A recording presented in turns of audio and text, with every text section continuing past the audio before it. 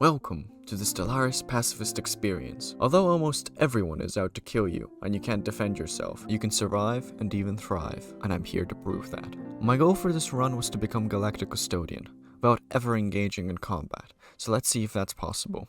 We start off with creating our species and civilization. We were traditional in our ways, a communal species, gathering together and sharing our stories and concepts of society. Our species being a utopian democracy, where we cooperated and connected with each other on a spiritual level unseen before us. If you're confused with what these symbols mean, don't worry, it doesn't matter. Mods? Never heard of them. We were birthed into the galaxy on Utopia, a beautiful Gaia world, perfect in every way. In our peaceful ways, we preserved its natural beauty and nurtured our children, raising them and letting them bathe in the holy light of our sun, the Chug Jug.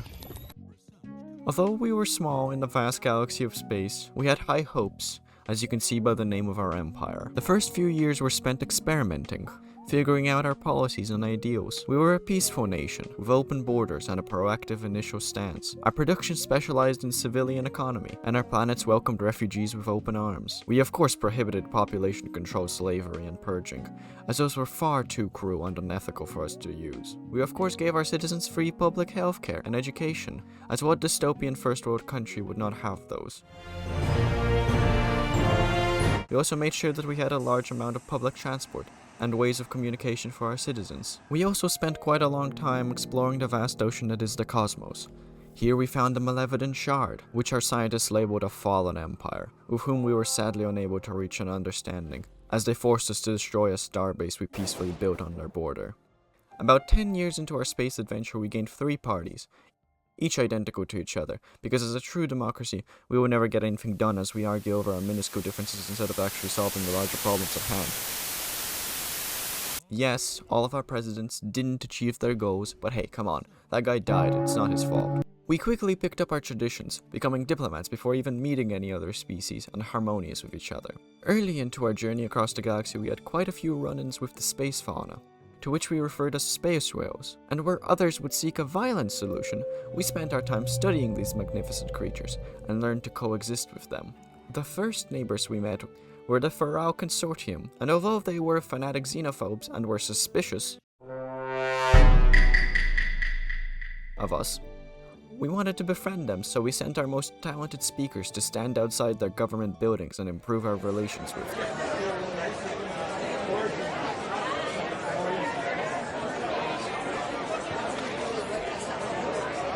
Later, we ran into the Syndicate of the Factory Worlds, and once again, although they were initially hostile, and their intentions were not clear to us, we sent our speakers to them to convince them to stop polluting their planets and seek a more sustainable approach to generating finances.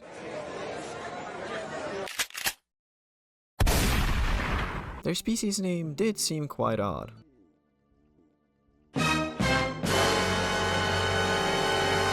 Over the years, we would expand territorially, but not settle on any planets we owned for quite some time, as we as a species were not well adjusted to the imperfect environments of said planets.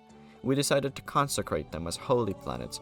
Untouched by civilizations, they remained beacons of hope. One thing became quite obvious early on. We were in no condition to defend ourselves. Puny were our forces, and greater were those that wished to trample on our cause. Pirates started to appear among our planets, and we had to build starbases to peacefully convince them to leave. In the year 2255, the Galactic Community was formed, a truly beautiful sight to behold. We welcomed all species into it, even if they didn't wish to participate. Upon the community forming, we learned of the existence of another species, similar to Yenum, but it seemed their culture steered them on a more direct and right path, as they shared many traits with us. They also happened to be our greatest obstacle in becoming the Galactic Custodian. We spent quite a lot of our time in the community opposing the proposals that we deemed too violent or harmful in any way to the planets or their people, while also invoking the proposals that helped push science and the safety of the people forward. For example, we pushed to ban organic slavery, and also brought comfort to the fallen as they needed help getting back up.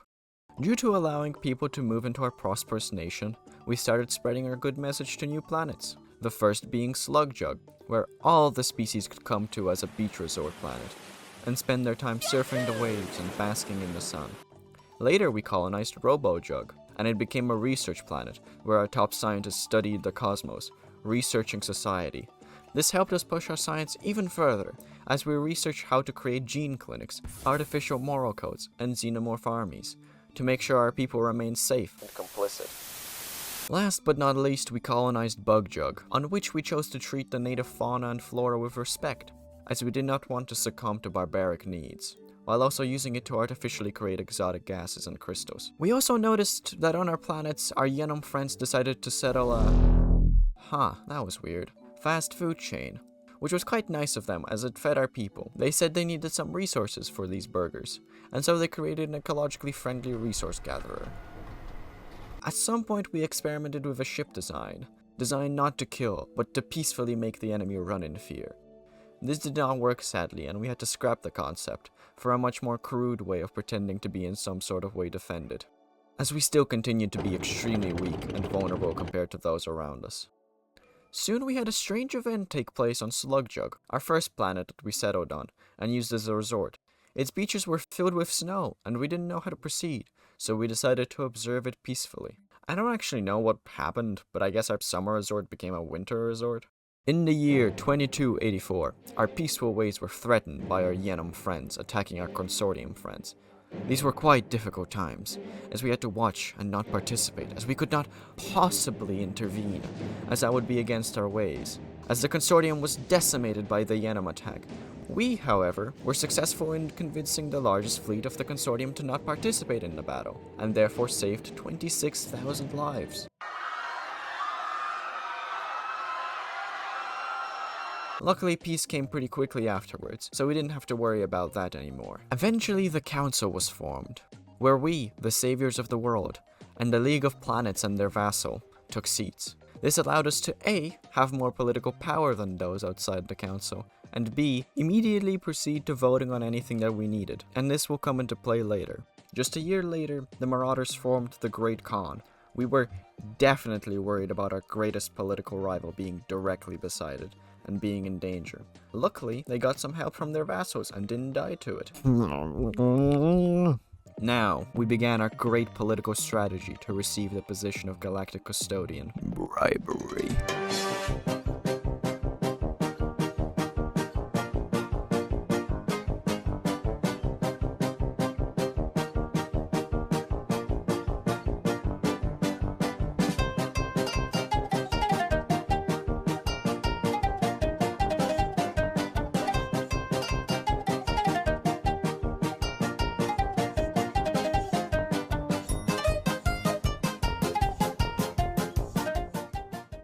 So I should probably explain what's going on here. Basically, I'm persuading everyone to give me favors by giving them rare materials we have no use for, or just have an absorbent amount of, such as consumer goods and crystals. We then can use said favors to make them agree with us on a certain proposition we made called Becoming the Galactic Custodian. So we propose to the galaxy something they may not agree with, but would still have to give their votes on, electing us as the Galactic Custodian.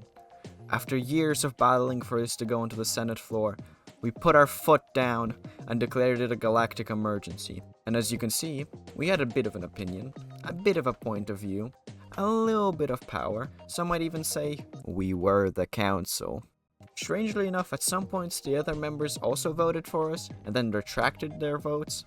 So we were definitely elected by choice and not completely with election fraud. And success! Now as the Galactic Custodian, we sat in our glory, not interested in doing anything, as the choices were either far too violent, like forming an army, or apparently impossible, like extending it to be permanent. Apparently people didn't want us to be Custodian. And so, our journey concludes. We managed to become a diplomatic powerhouse, without ever needing to resort to violence, with our fellow galactic members, even if at times we did want to strangle them. This was an interesting experience, showing me how even in peaceful Stellaris, you can still be quite a nuisance to those around you. I hope you enjoyed the video, and if you have any suggestions for other games and challenges I can do, feel free to comment, or don't, I don't mind. This video also took me like 100 hours to make, so please subscribe if you liked it, so I can continue making more. Anyway, hope you're having a great day, and I'll see you again soon. Bye bye, bozos.